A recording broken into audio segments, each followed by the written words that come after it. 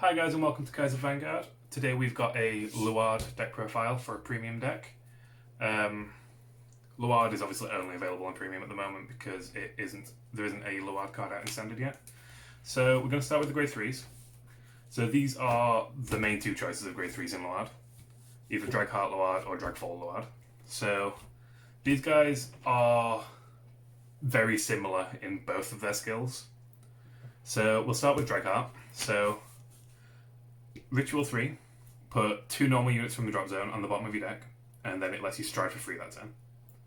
That on its own is insane and what made Luard so good in G format when it came out. Second part of its skill, when it's strode upon, you can counterblast 1, choose one of your rear guards and retire it, and then you get to call 2 grade 1 or lower, I think? Yeah, 2 grade 1 or lower from your deck to separate rear guards. So it's really good if you've already got some things that you want to retire out, so a Belial, which we'll get into later, or a Perfect Guard. A lot of the time you want to retire those as well. His only downside is if your opponent manages to kill all of your units before you bring him out, you won't be able to use that second skill, which happens a lot more often than you think. I do like him. I know a lot more people have been starting to main him a bit more than Dragfall recently, but we'll go into Dragfall's effect now, and then you can compare and decide which one you prefer on your own. So his is Ritual X, which means Ritual however many grade 1s you've got. Counterblast 4, and then choose 1 normal unit from your drop zone and put it on the bottom of your deck. Then you can Stride or Ultimate Stride. So we're going to Ultimate Stride later, but this guy can only Stride, he can't Ultimate Stride with this effect. This Counterblast 4 effect is decreased by 1 for each grade 1 you've got in your drop zone. So long as you're on Ritual 4, when you want to stride with him, then you can stride for free. Well, stride for putting 1 normal unit at the bottom of your deck. So I've seen a lot of people playing 4 of this, 2 of this, or 4 of this, 2 of this, or just... I used to play it where I just played 4 of this and none of this, but I've been testing this a bit more recently and I've started to like it. I haven't got a proper preference of which one I like, so I've started playing 3 and 3 for 6 grade 3s. I did used to just play 4 grade 3s, which is this, and I did get grade stuck a lot. But I'm up to 6. I don't get grade stuck often anymore at all, especially because a new card came out in the latest set, which lets you search top 5 for grade 3. That is that for the grade 3s. They are... I like Luard. It's a good design. I like the idea of Ritual. So we have Morian Spear Dragon for the grade 2s.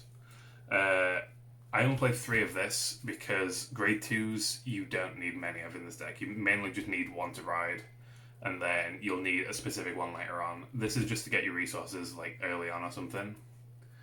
It's not super important. It's an act skill, so you can use it every turn. So if your opponent doesn't kill it before your next turn, perfect, you get to use it again. It's Soul Blast 1, discard a card from your hand, draw a card. Then it gains 5k. But if you discard a grade 1, it'll gain 10k instead. Obviously, this is a ritual deck, so all the effects are based on how many grade 1s you've got in your drop zone. So you're probably going to want to discard a grade 1. We'll do Slaptail next. So, Slaptail... it's very rare that you'll use its Ritual 3 effect. So it's Ritual 3. When any of the grade 1s are placed, it'll gain 3k. You will use that effect here and there, but it's not like, oh, I'm going to call this now and just keep on powering him up like crazy, which you can do, but it's pretty rare that that'll happen because you'll want to use your entire field for your other skills. His second skill is continuous in the deck and the drop zone. As long as you've got a grade 4 Vanguard with Luard, he is classed as a grade 1. That's insane because you've got cards in your deck that say call a grade 1 from your deck, so you can just call this straight out from your deck. And obviously there are cards that require high ritual costs, so there's cards that have Ritual 10 and so on and so forth. It means that this guy will count as a grade 1 in your drop zone for those ritual effects. He's really good, I do like him. But I do wish that he wasn't grade 4 only. Because when you count your rituals, it only works if you're already on stride. So for your opponent's turn, if you need to count your rituals, you might ignore him. This guy, one of, if not the, we'll say one of the best cards in the deck. The best card in the deck is the perfect card by far. So this guy is Ritual 5, GB1. Counterblast 1, choose one of your grade 1s, retire it. When he's attacked, you pay that cost. So he attacks, you counterblast 1, retire a grade 1 on your field, then you call 2 grade 1s from your deck. I think they have to go in the same column, or they can go separately. Yeah, they can go separately. I don't think I've ever called them separately. I think I've only ever called them in the same column. So usually you'd attack with another rearguard column with a grade 1 behind it, usually. So you'd attack with this column, your Vanguard would be here. You'd use this skill, retire this grade 1, and then you'd just call 2 more grade 1s on that column anyway. It's just for an extra attack. Your strides increase your power quite a lot, that's why you want to do that. He's just an insane card. He's so good. Obviously, we'll play 4 of them because it's extremely important. That's it for the grade 2s. So grade 1s, we play 1 Karen. The only reason I play 1 of this is because you can recycle it really easily with these. If it goes into damage zone, it's not awful. But the deck is weirdly quite Soul Blast heavy, and his skill does cost a Soul Blast. So he is, when placed by an ability, so usually when it's placed from one of these 2 cards, effect when you stride. Soul Blast 1 to countercharge 1, and he'll gain 3k for the turn. The 3k is never super duper important, but the countercharge is, because the deck is also quite counterblast heavy. The deck is very resource heavy in general. But yeah, we just play 1 copy of Karen and also 1 copy of this. So this is, if you've ever seen Dindrain or Blackwing Swordbreaker from the G formats, very similar to those, except it's a 7k, basically.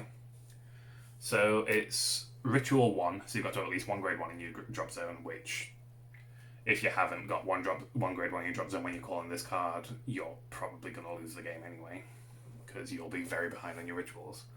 It's when it's placed from deck, you can Soul Blast 1 and draw a card. So you'll call it from one of these if you don't have very many cards in hand, or you're just searching for specific resources. Maybe even late game if you know you've got lots of things in your deck that you need to get into your hand, or if you're searching for Dagda. 2 of that we play is Blue Espada Dragon. So this came out in the same set as Morian Spear, which is recent. He is, when placed, look at 3 cards from top of your deck and reveal up to 1 Claret Sword Dragon or Morian Spear Dragon. So we don't play Claret Sword Dragon because that's a grade 3 and they're all our grade 3s. We are using this guy just to search for the Morian Spear. So it's look at top 3, reveal the Morian Spear if it's there, and then put it into your hand, and then you drop the other cards to the drop zone. So if you don't get the Morian Spear, you just drop it. You just mill in 3 cards from the top of your deck. And then, so long as your drop zone has 5 or more grade 1s, it doesn't have the ritual text because it's not a ritual card. But it's basically Ritual 5, he gains 10k when he's placed. So, your late game turn, like your late game thing, if you've put this back into your deck, you've got Dagda out, maybe even you've got both in your deck, you can attack with Dagda, attack with this column, attack with Dagda, then call out 2 of these, which is a 36k column on its own. Which is insane. But obviously you'll have to mill those top 6 cards of your deck if you're doing that, which can be quite risky late game. We play 4 copies of Domain. Again, one of the best Shadow Paladin cards ever. It's insane. It's a 5k grade 1 that you can rest, and then search your deck for any other 5k grade 1, any other 5k card, so you can search for triggers as well. Call that to an open rearguard, and then shuffle your deck. But you can only use 1 Domain effect per turn, so you can't have 2 Domains out, and then just go, I'll rest these 2 to call 2 more Domains from my deck. You can only use 1 Domain per turn. I only usually use these to call themselves out. I think I only actually play 2 other targets in the deck that can be called out. The only other thing that I would call out from it, if I have put it back with one of these, is the starter, which we'll get to later. We play 4 copies of Brenwyn. So this is the grade 3 searcher. Every clan has or is getting these currently in standard format. So it's during your turn, if your drop zone has 3 or more grade 1s, it gains plus 5k. So Ritual 3 gains 5k. Good enough on its own, that's 13k grade 1. Not a problem with that. These are both Vanguard and Rearguard effects as well, so it's a good ride. So is this as well. This is Vanguard and Rearguard, so you can ride this, and that means you've got 2 decent ride targets. Its second effect, when it's placed from hand on Vanguard or Rearguard, look at top 5 cards of your deck for a grade 3. If you get a grade 3, add it to your hand and then discard a card. So usually you'll get it and then discard a grade 1 or something to get your ritual up. If you do get it. If you don't get it, then honestly it's not awful. You've still got plenty of other cards. This guy draws a card. These things search for these guys which draw cards. You'll probably get to your grade 3s if you really need them. So I'm going to say this is the best card in the deck. This is the perfect guard that you're playing. It's the best perfect guard in the game, in my opinion. So obviously it has Sentinel, so you can only play 4 copies of it in your deck. Normal perfect guard effect, when you're guarding with it, discard a card to stop the attack. But it also has, during your drop zone, if you've got GB1 and you've got Ritual 3, not hard to do, you'll get that by the first stride. Choose one of your rear guards and retire it, and then choose one other copy of itself from your drop zone and put it on the bottom of your deck, then add this card to your hand. So you need 2 of them in your drop zone to have it work, and then you have to retire a rear guard, and then you get to put 1 into your hand, and then the other one goes to the bottom of your deck. So you're recycling 2 perfect guards for the cost of 1 card, and that card is probably going to be either another perfect guard that you want to put into your drop zone to use its effect twice, or it's going to be this crit trigger, which is another one of the best cards in the deck, which is Belial Owl. So, Belial Owl, I'm going to start with the bottom effect, because I don't know why it's put that way around, but yeah, the bottom effect is more important slightly. So, when it's retired from Rearguard for the cost or an effect of a card, you can draw a card, as long as you've got a Vanguard with Luard as well. Which, obviously, if you've read a grade 3, even if you're striding, you've still got Vanguard with Luard. So, just being able to retire this and draw cards straight away is insane. You can obviously search these off of these as well for the on-stride skills, because they both search for grade 1 or less rear guards. So you can search these to retire for these. Or for your stride skills, which also retire a lot of the time. But then also, at the end of turn, if it's in your drop zone, and you've got Ritual 3, you should put it to the bottom of your deck. So these guys, like on their own, will keep on recycling your deck. This is what I'd say is a deck that cannot deck out. So if your opponent's playing a deck that stalls a lot or aims for the deck out win, if you're playing this deck, you can't really lose. If you do, then you've probably made a mistake somewhere. So it is a 8 crit deck, because we also play Pridary, I think it's called, yeah. So these are the new crits that came out in the last Premium collection. It's GB1, when your Vanguard attacks, put it into Soul, give your Vanguard plus 10k, and then you also get to draw a card. It's also got a 15k shield and the big trigger, so it gives the trigger plus 10k instead of 5k. So because this guy's an old card, it's only a 5k trigger, and it's got less guard value as well. Most of the triggers are less, like these guys as well. So Cursed Eye Raven, also insane card that's very underrated. Oh, it was very underrated when it came out even. I think people know how good it is now. So that's GB1, and then rest itself. Then shuffle it back into your deck. So it's basically, if it's already in rest, you can't do it. Basically, that's the only reason it says rest itself. Then shuffle it into your deck, look at top 2 cards of your deck, call as many of those cards as you want to your field as rest, but they've got to go to open as well. Which you'll have 1 open space from this anyway, so you'll be able to call at least one of them. But they get called as rest, so that's why you can't like just go, oh, put this back into my deck and then call it back out and use its effect again. Because it calls it out as rest, you won't be able to rest it to use its effect. And then during the end of the turn, they'll get retired. So you're basically using this to search for Belial Owl usually, or this, or pretty much any grade 1. You just call any grade 1 off it. You'll get these 2 effects. You get these 3 effects, I think. Yeah. these 3 effects, because they're all on place, and this one's from deck, and this one's from ability. This one's just 1 place. This one is 1 place from hand, so you wouldn't be able to get this effect. But you'd use that, get any grade 1s, you'd always call them pretty much. If you're getting Belial, amazing, because you get to just retire it for something else, or you can even wait till the end of your turn and retire it for the Cursed Eye Raven, and then draw a card. It is a really good card.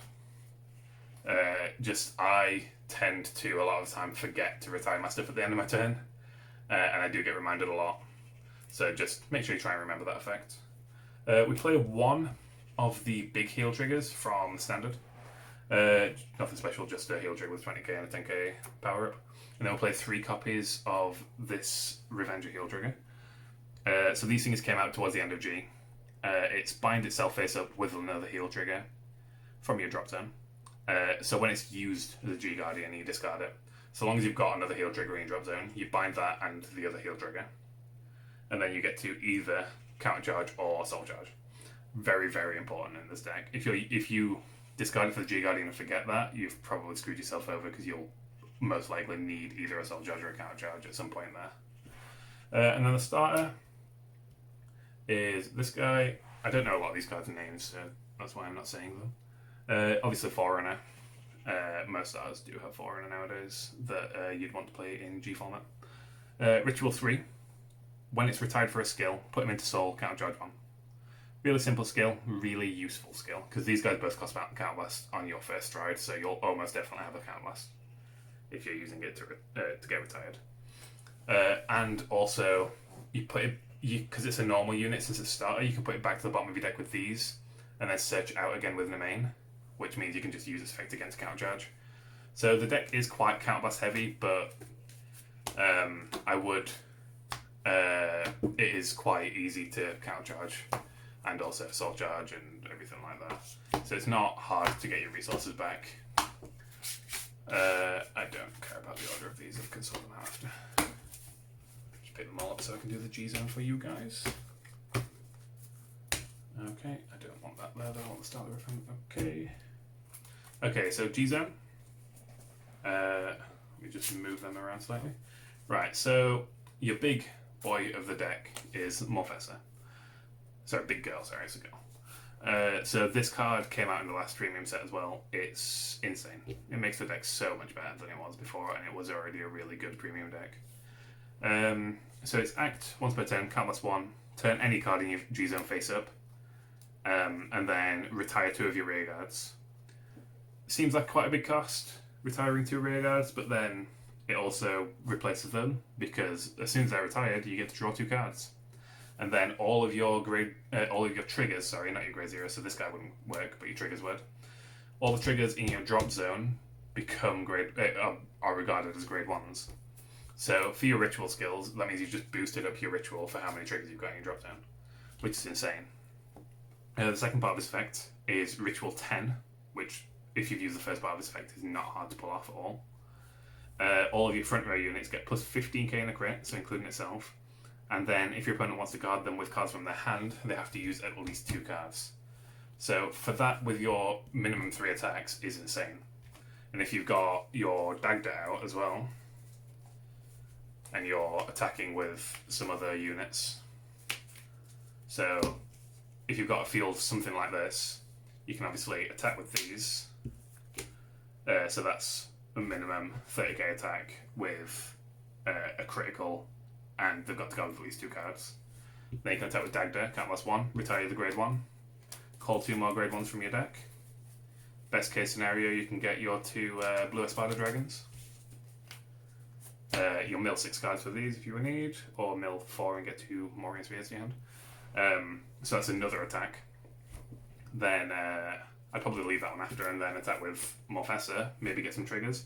But this is also another 24k attack with a crit that has got to guard with 2 cards. Then your Morfessa's attacking for 41k. And it's again another with a crit, and they've got to go with 2 cards. Then you're also playing stand triggers, so there's a decent chance you can stand up your Dagda. If they're not playing Kagero, then that's really good because they can't do anything about your Dagda. Kagero, Gear Chronicle, some other clans can touch your cards during your turn, which does suck. and because he obviously hasn't got resist, it's a bit of a pain. But then you could even restand him and then attack with these, which is a 51k attack with critical, guarding with 2 cards. And then you can attack with this again. If you've got another counterblast, you retire this, call 2 more grade 1s from your deck. 2 random grade 1s, and then you've got another attack. That's a bunch. So that's like 7 attacks, which are around 25 to 30k each. And they've all got critical, and the opponent's got to guard with 2 cards. So unless your opponent's got like a 15 card hand, they're probably dead that turn. It is just an insane card. It's so good. I play 2 of them at the moment. I would play 3 if I had a third. I just never really got around to getting one, especially with lockdown and everything. I haven't really gone out of my way to get it. At the moment, I do play Strider Luard, just to take up that 1 spot for the third of these. I almost never go into him, but he's not a bad card. I'll go into him now, in fact, yeah. So honestly, I don't go into him that often that I don't even know the wording on its skill properly. So it's GB2, Ritual 7. Choose 2 of your rear guards and retire them. When it attacks, pay the cost. If you do, choose any number of cards in your hand and discard them. He gets plus 3k for each card discarded. And if the number of discarded cards was at least 2, until end of battle, he gains a crit and a drive check, and your opponent can't guard with grade 1s or greater cards. From hand. So, he is really good in very specific situations. GB2 obviously means that he will probably won't be able to go into him until his second stride. You've got to not only retire 2 rear guards, you've got to discard at least 2 cards to get off its full skill. So it's like a -4 right there, which does suck.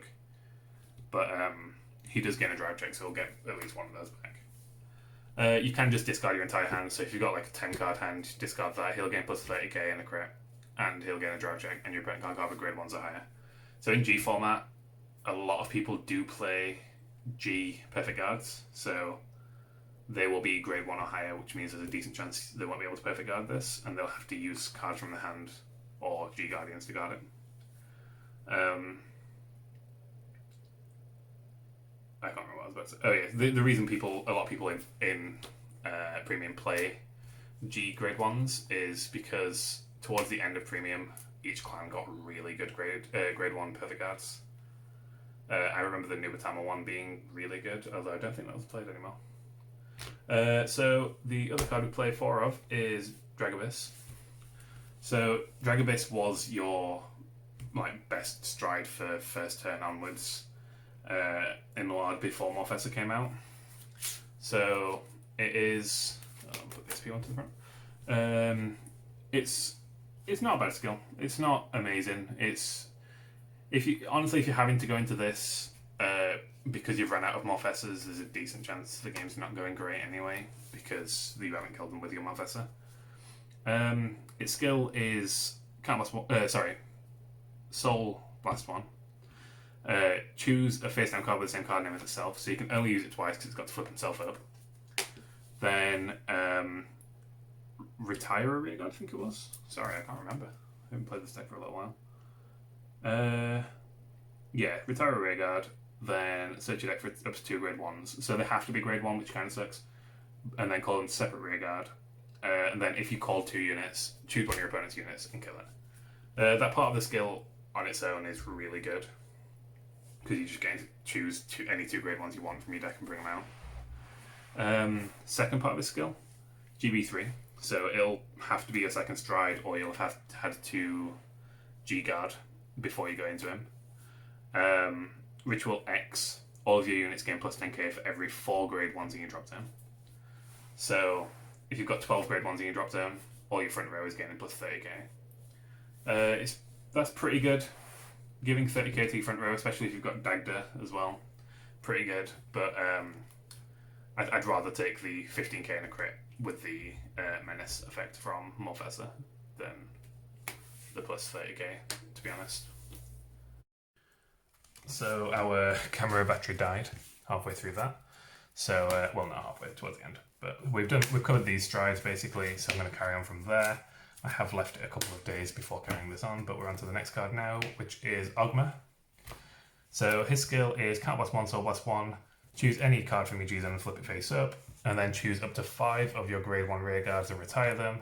then your opponent has to get rid of cards from their hand or field equal to the amount of cards that you retired. And then, so long as there was at least 3 cards retired by both players, you get to draw a card.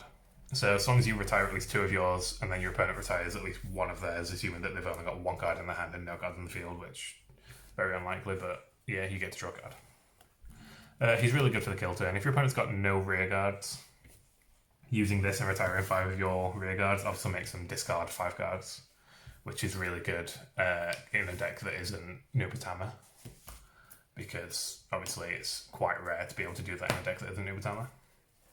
I do like Ogma, he's pretty good. So the other card we play, the other normal stride we play is Phantom Blast of Diablo. So we play 2 copies of him because he has to flip himself up. So his skill is once per turn, Phantom Blast 1, flip himself up. Then he gains 10k and a crit, and he'll also gain the skill that on attack you retire 3 of your rear guards, and then your opponent has to retire 2 cards.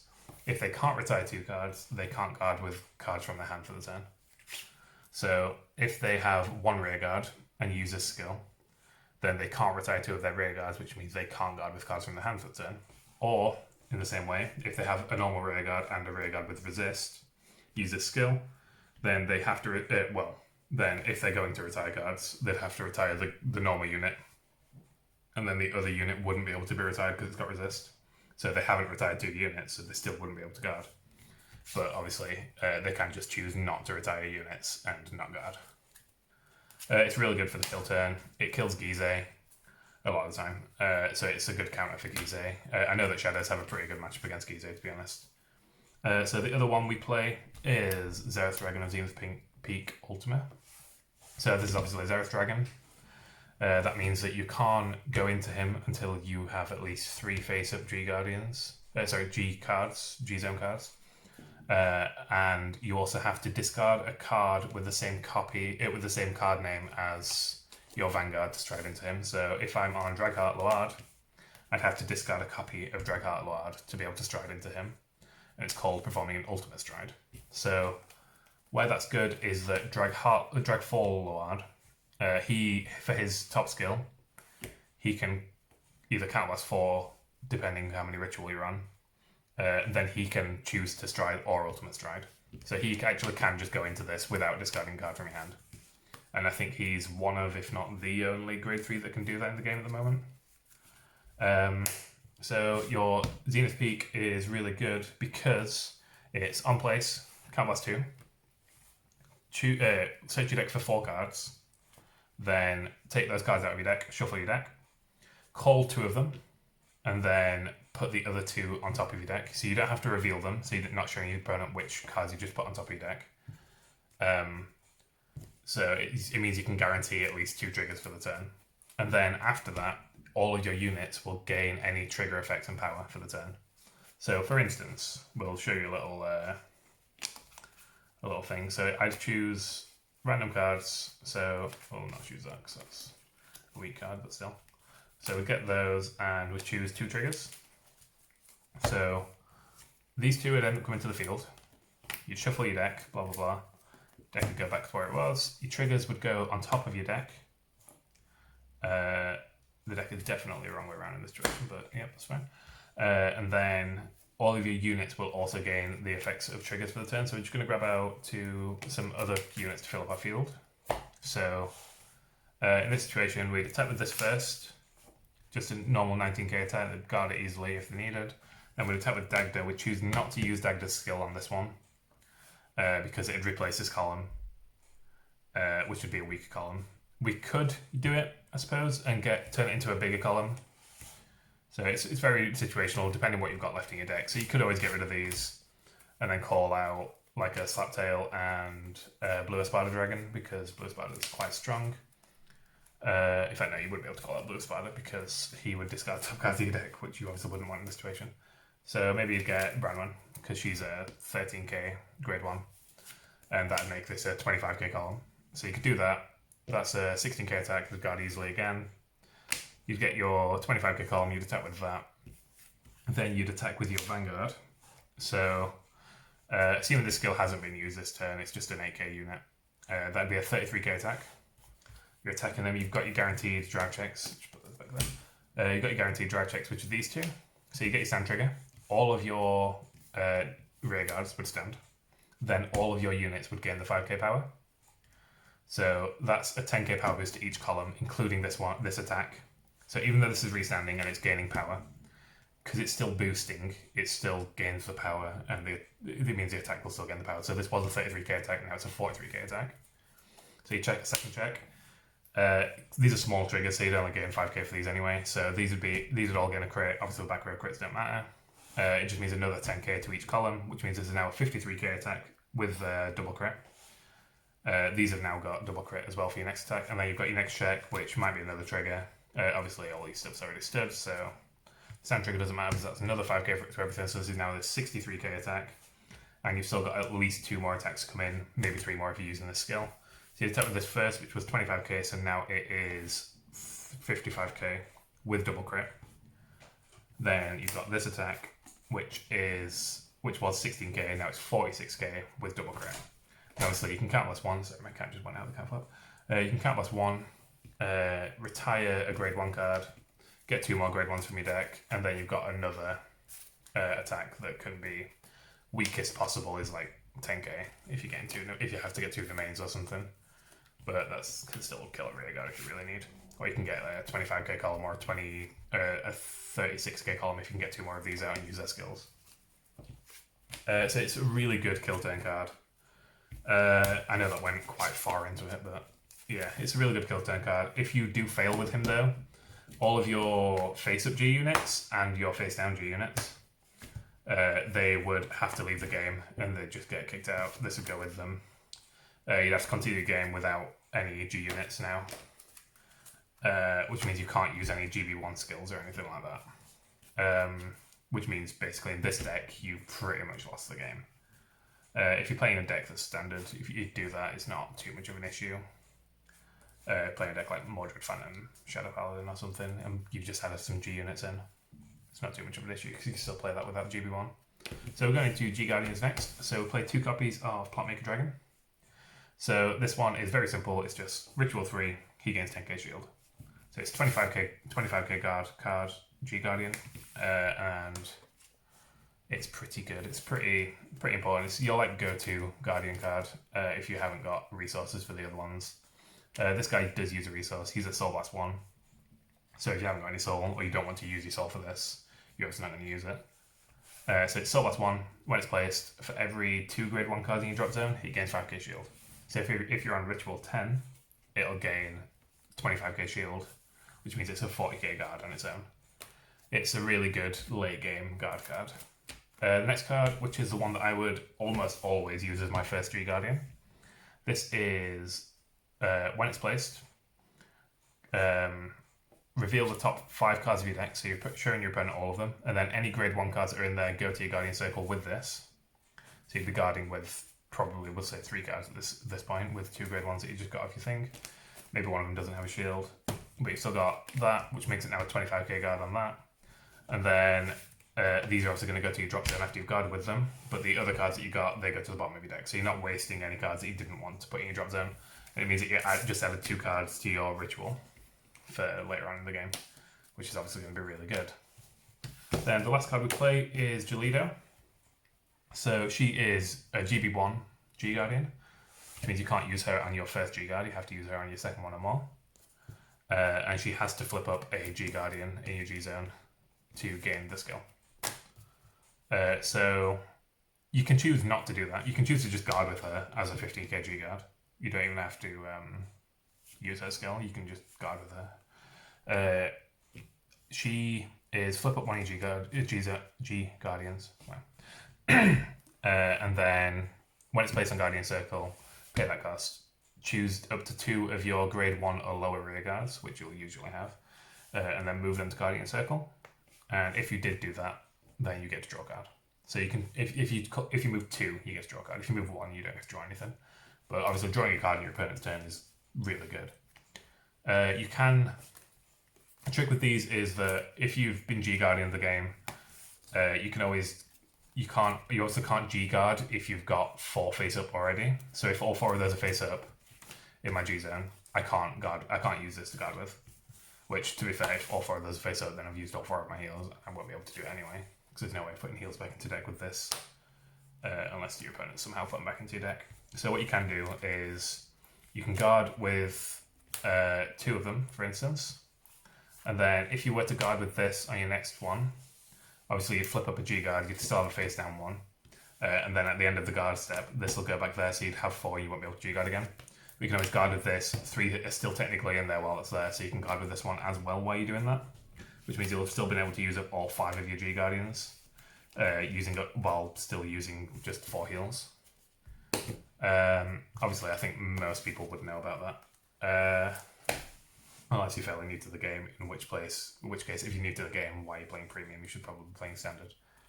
Right, so that's it for this deck profile. I do love Luard. It's one of my favourite decks. I've always been a Shadow Belden player at heart anyway. I think there's obviously a lot of cards that are very overpowered in this deck like this, but I do think it is very slowly getting creeped out with the new stuff that's coming out. And I think that once the new premium set, which obviously includes Zazan, drops, I don't know if you'll be using Luard very much in premium anymore. Granted, Luard has just been confirmed for a V release card. So maybe Premium Luard is going to get a huge power boost then. We're not really sure yet. But yeah, thanks a lot for watching, guys. I hope you enjoyed. Let me know if there's anything that you would change around the deck. I know a lot of people play different triggers and stuff in this deck. Maybe they'll play like 2 or 3 Belial Owl, even though I think it's an amazing card and I think it kind of needs full. But yeah, I know a lot of people do change those around.